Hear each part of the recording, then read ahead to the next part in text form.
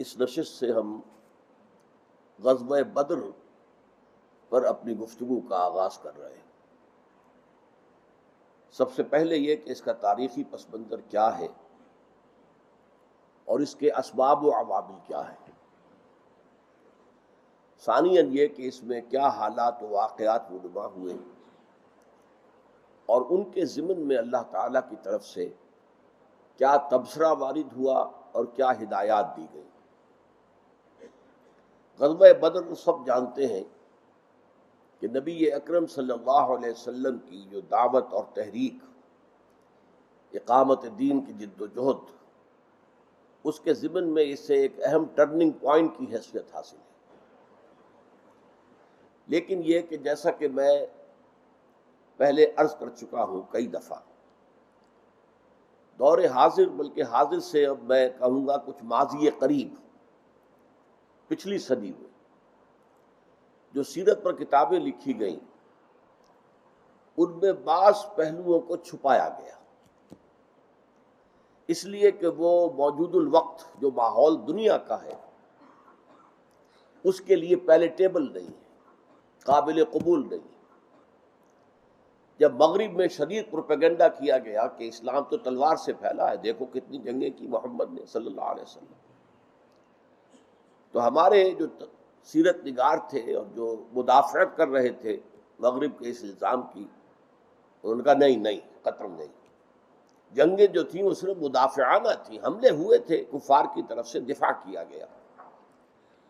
یہ در حقیقت جو دین کا انقلابی تصور ہے اور سیرت نبوی کا صحیح فہم ہے اس کے بالکل خلاف ہے۔ میں یہ عرض کر چکا ہوں کہ سب سے پہلے کسی معاشرے کے اندر جو ارتعاش پیدا ہوتا ہے، جو کانفلکٹ پیدا ہوتا ہے، جو اختلاف پیدا ہوتا ہے، وہ انقلابی لوگوں کی طرف سے ہوتا ہے۔ لوگ اپنے ماحول میں بس رہے ہوتے ہیں، سب لوگ اپنی تقدیر پر صابر و شاکر، غلام سمجھتے ہیں یہ ہماری تقدیر تھی کہ ہم غلام ہیں، غربا سمجھتے ہیں کہ ہماری تقدیر تھی کہ ہم غریب ہیں، اور ان کی تقدیر ہے کہ یہ امیر ہیں۔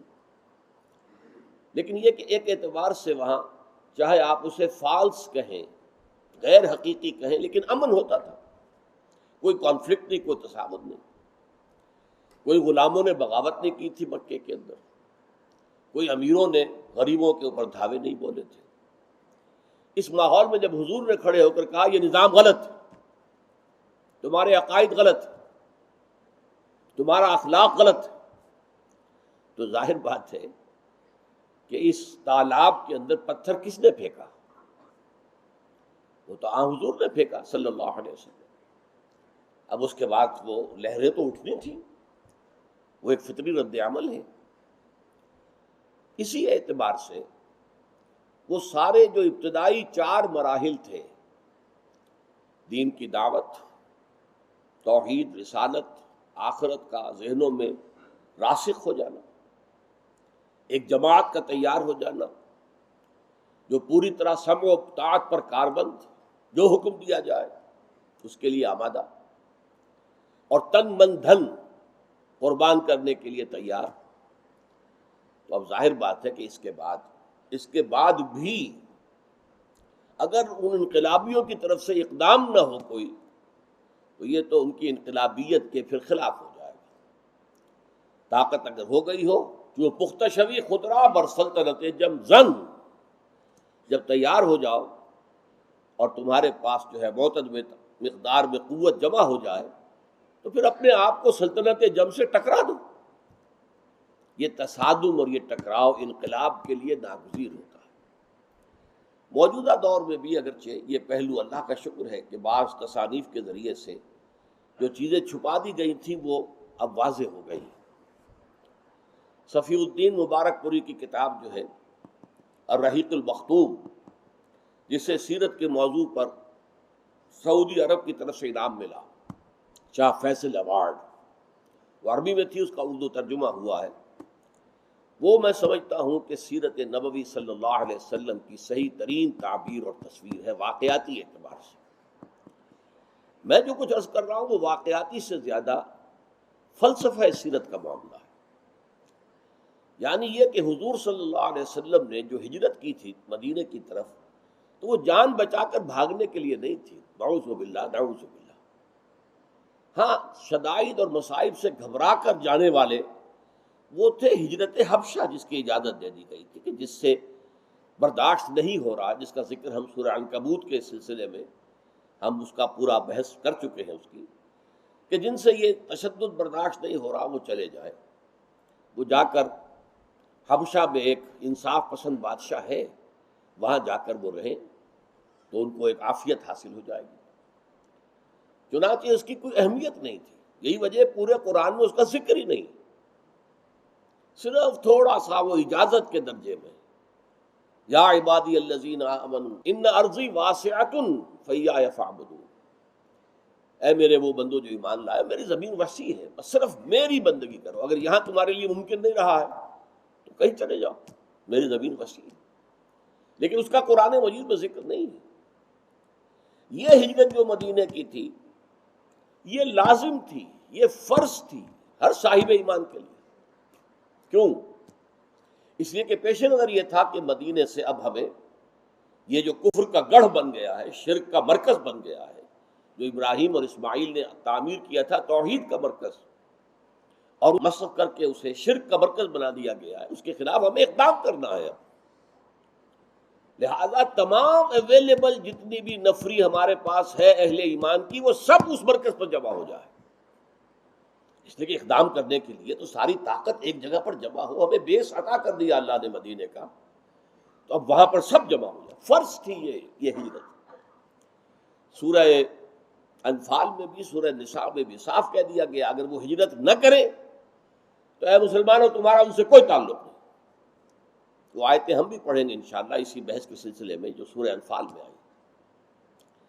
بہرحال اس زمن میں اب بھی اس دور میں بھی بہت سے لوگ ہیں جن کا تصور دین جو ہے وہ انقلابی نہیں ہے، پیسو ہے۔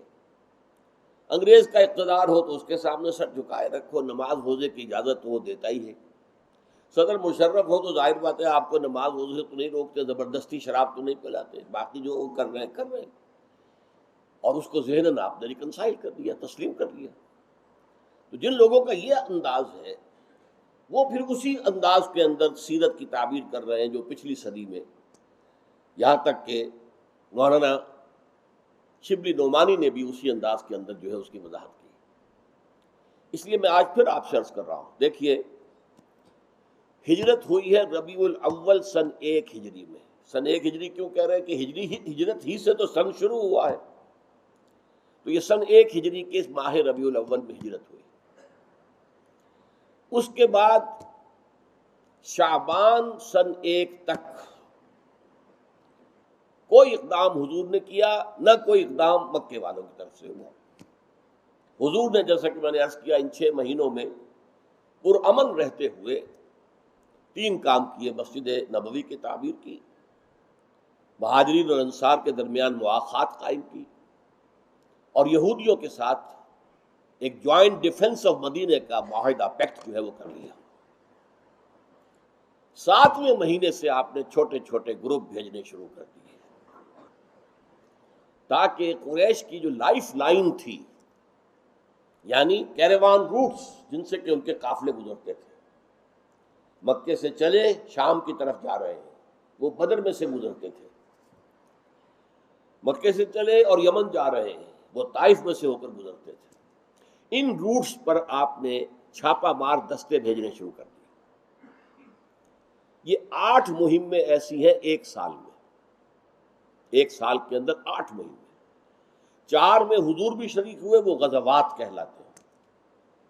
4 میں حضور نے کسی امیر کو نامزد کر کے اور ایک چھوٹی سی نفری بھیج دی، ان کو سریہ کہتے ہیں، جس میں حضور شریک نہ ہو، سرایا اس کی جمع ہے، غزوہ غزوات، سریہ سرایا۔ اب یہ ظاہر بات ہے یہ پرووکیشن تھی، اس لیے کہ قریش کی گویا کہ آپ ایک طرح سے لائف لائن پر آپ نے ہاتھ ڈال دیا، تو یہ اکنامک بلاکیڈ ہو رہا ہے اب۔ پھر یہ کہ حضور جہاں بھی تشریف لے گئے وہاں پر انہوں نے آپ نے صلی اللہ علیہ وسلم جو وہاں کے قبائل تھے ان سے معاہدے کرنے شروع کر دیے۔ اب یا تو وہ پہلے قریش کے حلیف تھے، اب حضور کے ہو گئے، قریش کی قوت کم ہوئی، حضور کی بڑھ گئی، یا انہوں نے کہا صاحب ہم اس جھگڑے میں نہیں پڑتے، ہم نہ قریش کی مدد کریں گے آپ کے خلاف، نہ آپ کی مدد کریں گے قریش کے خلاف۔ وہ سب کے سب پہلے قریش کے تابع تھے، اب جو بھی نیوٹرل ہو گئے اس میں بھی قریش کی قوت کم ہوئی۔ اس اعتبار سے اسے ہم کہیں گے کہ zone of political influence of Quraish was decreasing and the zone of political influence of Muhammad صلی اللہ علیہ وسلم واز انکریزنگ۔ یہ دو بنیادی اسباب ہیں کہ جس سے پھر وہاں پر کھلبلی مچی ہے۔ لیکن اس کھلبلی میں یہ نوٹ کر لیجیے، غزوہ بدر رمضان سن 2 میں ہو رہا ہے، اور ربیع الاول سن 1 میں حضور نے ہجرت فرمائی ہے۔ یہاں سے لے کے وہاں تک 18 مہینے میں قریش کی طرف سے کوئی کارروائی نہیں ہوئی، کوئی کارروائی ریکارڈ پر نہیں۔ اس 1 سال کے دوران میں جبکہ 8 مہمیں چلی ہیں، 4 غزوات، 4 سرایا، اس میں بھی قریش کی طرف سے کوئی کارروائی، اٹس ناٹ آن ریکارڈ۔ یہ صورتحال ہے جس کو میں کہتا ہوں یہ ایکٹیو ریزسٹنس تھی، ایکٹیو ریزسٹنس تھی۔ قریش میں کنٹروورسی جاری تھی مکے میں اس کو بھی بیان کر چکا ہوں کہ ایک ہوتے ہیں ڈوز، ایک ہوتے ہیں ہاکس۔ ہاکس ہوتے ہیں جنگجو، مارو جی مارو مر جاؤ، یا مر جاؤ یا مار دو۔ ایک ڈوز ہوتے ہیں کہ بھائی اپنے دشمن کو بھی اگر مارنا ہے تو اگر گڑ دے کر مارا جا سکتا ہو تو خامخواہ جو ہے اسے زہر دینا ہے۔ تم حکمت عملی سے کام لو، دیکھو تیل کی دھار دیکھو۔ وہاں جو ہاکس تھے ان کا سردار تھا ابو جہل، اس کے علاوہ کئی تھے، اور ابو عقبہ ابن ابی معیط وغیرہ وغیرہ، اخرس ابن شریح وغیرہ وغیرہ۔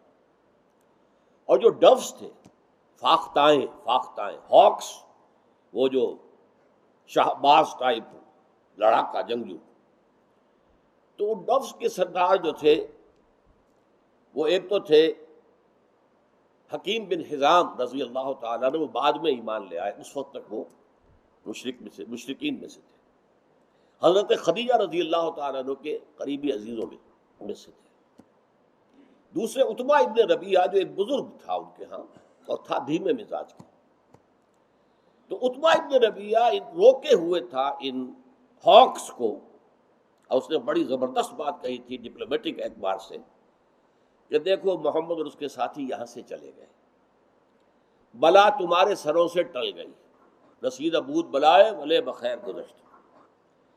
لیکن محمد نچند بیٹھنے والے تو نہیں ہیں، وہ وہاں جا کر چرچا کریں گے اب اسی دعوت کا۔ سارا عرب مشرک ہے، وہ شرک کے خلاف وہاں بات کریں گے تو پورا عرب ان سے ٹکرائے گا۔ اب اگر عرب محمد کو زیر کر لیں صلی اللہ علیہ وسلم، ختم کر دیں معاذ اللہ، تو جو تم چاہتے ہو وہ ہو جائے گا، اور تمہیں اپنی تلواریں اپنے رشتہ داروں کی، ظاہر بات ہے کون تھے یہ، جتنے مہاجرین تھے قریش میں سے تھے نا، تو اپنے بھائیوں اور عزیزوں کے خون سے اپنی تلواریں رنگین نہیں کرنی ہوں گی۔ اور اگر محمد غالب آ جائے پورے عرب پر، then we stand to lose nothing، ہمارا کیا نقصان ہوگا؟ آخر محمد ہمارا بھائی ہے، قرشی ہے کہ نہیں، عبد المطلب کا پوتا ہے یا نہیں؟ تو گویا کہ ہماری حکومت پورے عرب پر قائم ہو جائے گی۔ کس قدر ڈپلومیٹک بات ہے، آپ ذرا غور کیجیے۔ بہرحال اس بنا پر وہاں سے کوئی کارروائی نہیں ہوئی۔ اسی اثنا میں جو 18واں مہینہ ہے اس 1.5 سال کا، اس میں 2 واقعات ہو گئے۔ ایک تو یہ کہ ایک قافلہ ابو سفیان کی سرکردگی میں گیا تھا شام۔ جب وہ شام جا رہا تھا حضور نے اس کا پیچھا کیا تھا، لیکن وہ تیزی سے نکل گیا۔ اب اس کی خبر آئی کہ وہ واپس آ رہا ہے اور گزرے گا بدر سے، بدر ہی کا راستہ تھا۔ یہ بدر جو ہے ایک یوں سمجھیے کہ ایک ایسی وادی ہے جو لمبائی میں زیادہ ہے، چوڑائی میں کم ہے، لیکن ہے کھلی، خاصی کھلی وادی۔ شمال میں ایک گھاٹی سے ہو کر وہ راستہ ہے کہ جو شام سے آتا ہے، جنوبی اینڈ پر ایک گھاٹی میں سے ہو کر وہ راستہ ہے جو مکے سے آ رہا ہے، اور اس کا جو مشرقی بازو ہے اس کے تقریباً وسط میں ایک گھاٹی میں سے ہو کر وہ راستہ ہے جو مدینے سے آ رہا ہے۔ حضور کی اسٹریٹجی یہ ہوئی کہ بدر میں اس قریش کے قافلے کے اوپر حملہ کیا جائے، لہذا حضور صلی اللہ علیہ وسلم مدینے سے روانہ ہو گئے.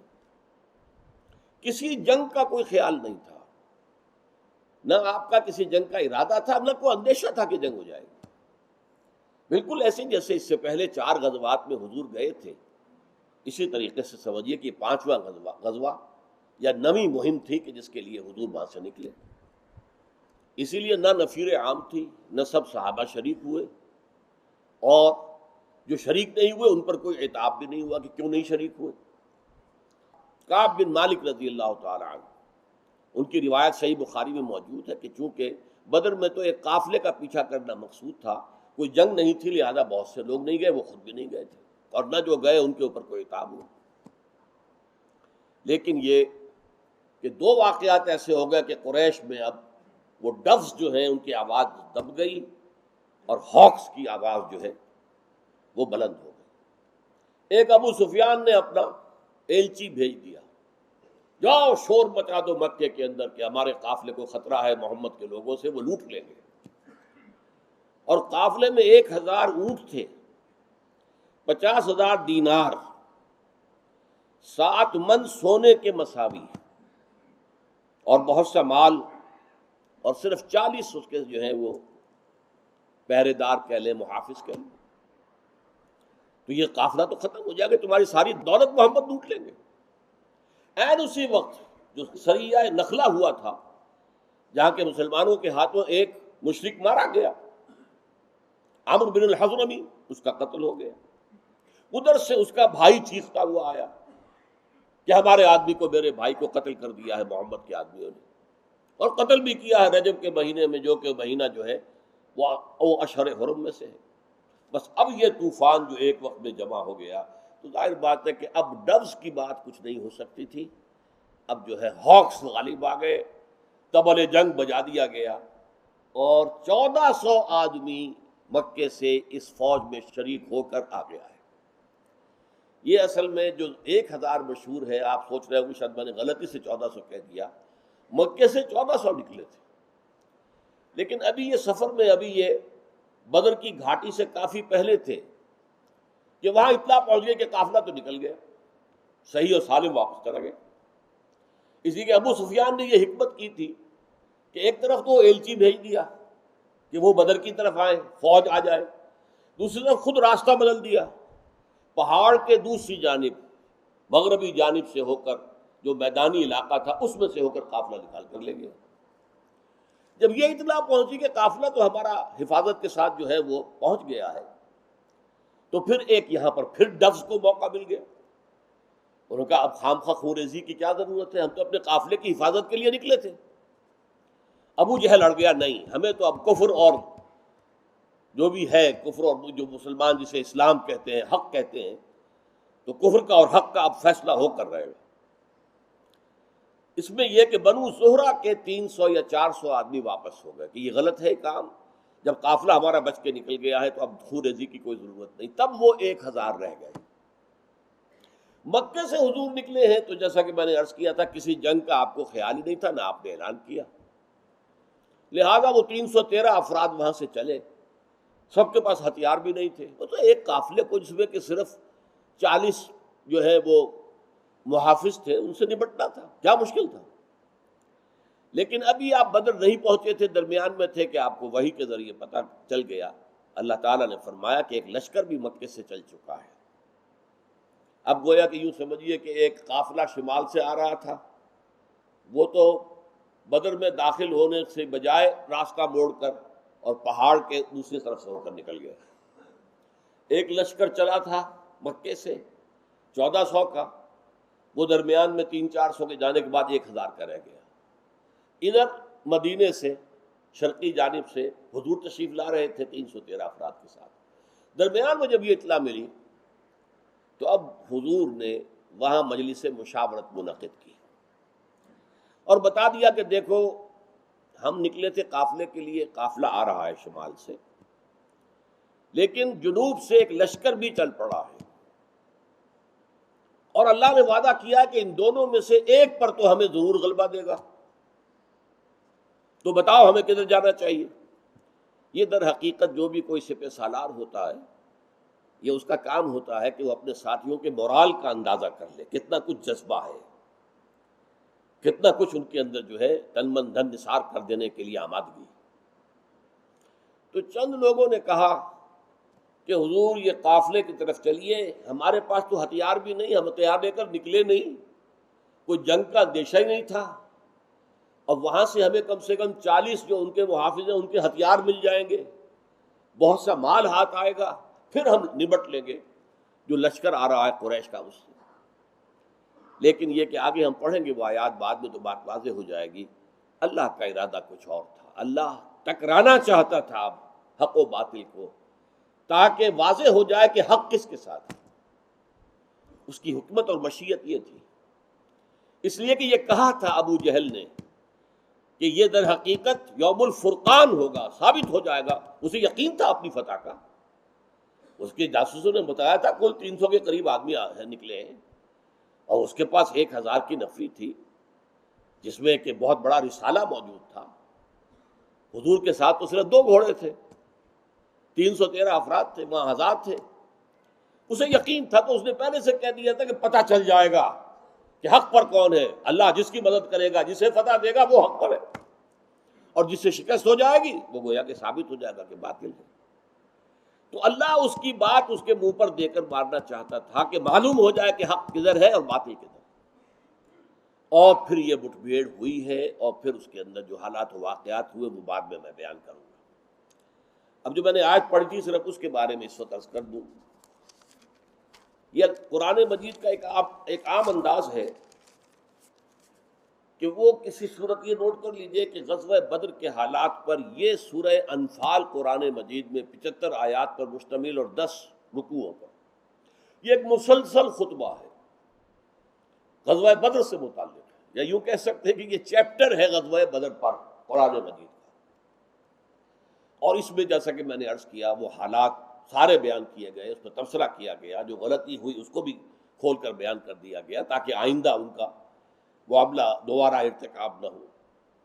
لیکن آغاز کیا ایک ایسے مسئلے سے کہ جو جنگ کے بعد مسلمانوں کے مابین مختلف فی بن گیا، وہ تھا مال غنیمت کا مسئلہ۔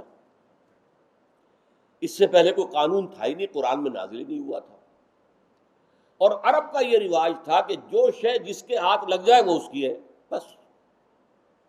اب یہاں ظاہر بات ہے کہ جب قریش کو شکست ہو گئی اور وہ بھاگے، کچھ لوگ ان کا پیچھا کرنے گئے تاکہ انہیں قتل کریں یا انہیں اسیر بنا کر لے آئے، تو مال غنیمت جمع کرنے کا کوئی شکال ان کے لیے تھی نہیں۔ کچھ لوگ پہرے پر تھے، انہیں وہاں سے ہٹنے کی اجازت نہیں تھی، لہٰذا انہوں نے بھی کوئی مال غنیمت جمع نہیں کیا۔ اب جس کے حق میں جو چیز آئی اس نے سمجھا یہ میری ہے، جبکہ مطالبہ کیا انہوں نے بھی، جو گئے تھے پیچھا کر رہے تھے بھاگنے والوں کا، کہ ہمارا بھی کچھ حق ہونا چاہیے۔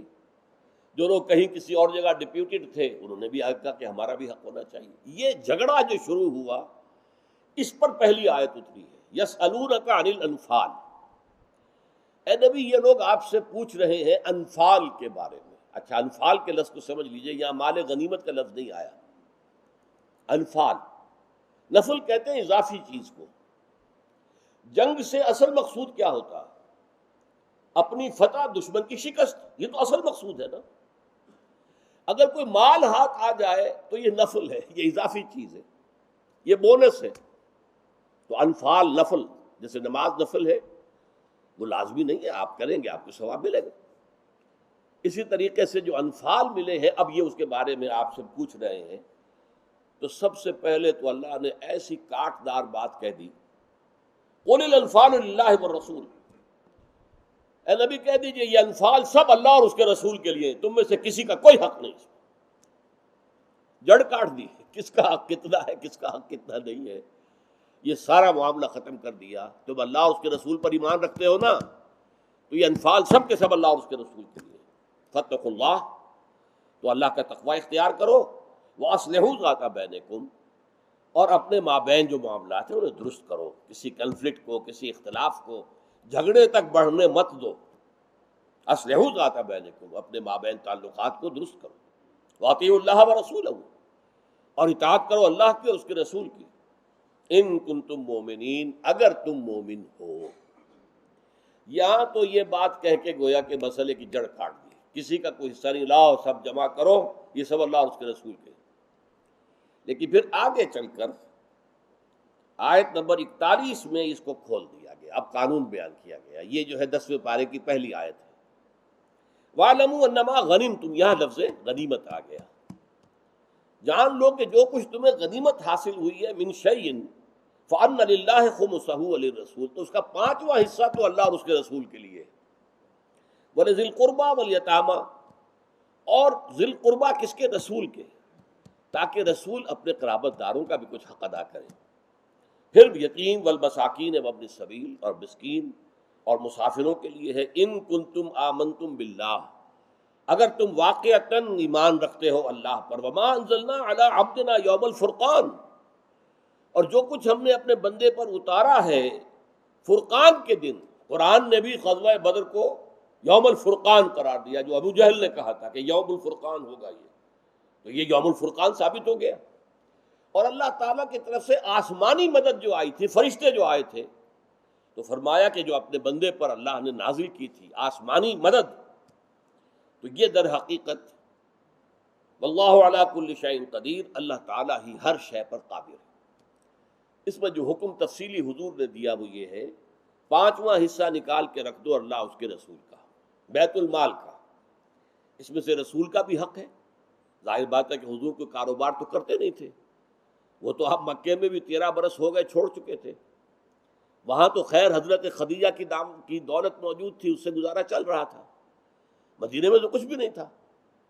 تو یہاں آ کر پہلی مرتبہ حضور کے لیے ایک ذریعہ معاش کی شکل پیدا کی گئی کہ جو مال غنیمت آئے گا اس میں سے 5واں حصہ جو ہے وہ بیت المال کا ہوگا، اور اس میں حق ہے رسول کا اور اس کے قرابت داروں کا۔ باقی بیت المال سے یتیموں، غریبوں، مسکینوں، ان کو بھی دیا جائے گا۔ تو 4 حصے جو رہ گئے اس کے بارے میں حکم دیا حضور نے کہ یہ برابر تقسیم کر دیے جائیں تمام مجاہدین میں، چاہے کسی نے کچھ جمع کیا یا نہیں کیا، اس سے کوئی بحث نہیں۔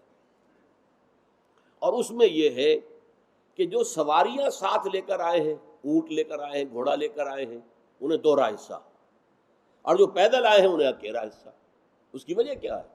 جو سواری لے کر آیا تھا اس نے پورے سفر میں اپنی سواری کے لیے جو ہے راشن خود مہیا کیا تھا۔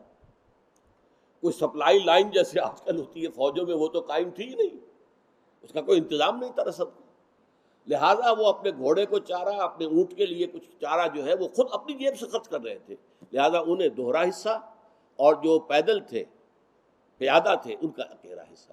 یہ قانون آیا ہے، لیکن یہ قانون آیا ہے 41ویں آیت میں، جبکہ پہلے جڑ کاٹ دی گئی، ذہناً تیار کر دیا گیا کہ جب ہمارا کوئی حق ہے ہی نہیں تو اب جو بھی مل جائے غنیمت ہے، جو بھی اللہ کی طرف سے طے ہو گیا ہے، تو اب ان کے دل میں شکر پیدا ہو گیا۔ اس پہلی نشست میں ہم یہیں تک رہ گئے، آگے انشاءاللہ بحث ہوگی دوسری نشست میں۔ بارک اللہ لی و لکم فی القرآن العظیم ونفعنی وإیاکم بالآیات والذکر